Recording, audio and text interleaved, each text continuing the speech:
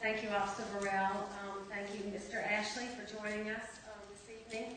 He's your elected official from Fulton County. So, my boss is elected. I am not elected. Okay, all right. You're the real deal. Did I recall seeing something that we had a recent conviction for some burglars from last year? Is that right? Yes. You want to tell us real quickly, just so we can get the whole cycle from the arrest to conviction? Y'all want to hear a war story? Yeah. Is Betty Turner here tonight? I'm sorry, I'm not going to use this. I'll blow y'all out of here. Miss Betty Turner lives over on Lake Forest, and last August the 15th, she was working in her backyard. She heard something in her house that made her go inside. She goes in through her back bottom door, up the steps, and encounters a career burglar named Bernard Williams standing in her dining room. Mr. Williams asked her if she needed yard services. I don't recall how old Miss Turner was, but she was doing fine on her own. I don't think she needed Mr. Williams. Miss Turner noticed Mr. Williams holding a black portfolio that she became a little suspicious of. She said, "Stand right there," picks up her phone to call 911.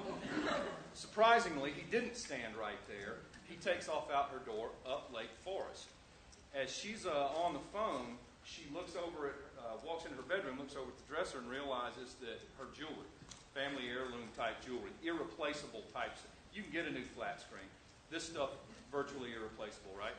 So she, while still on the phone, takes off up Lake Forest after, going uphill, the uphill part of Lake Forest. And then there's a street up here that starts with O. I can't remember the name. Oscar. Yes, Oscar. Gets up about that far.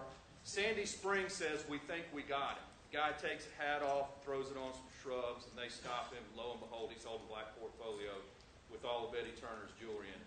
He goes to trial, and along with my trial partner, Miss Leacher Harris from the DA's office, we convinced the jury to convict Mr. Williams of that burglary. I don't recall how many he had, but I don't think I had enough fingers to count them all. And fortunately, the judge gave him 20 years to serve without possibility of parole. He was a career criminal. The reason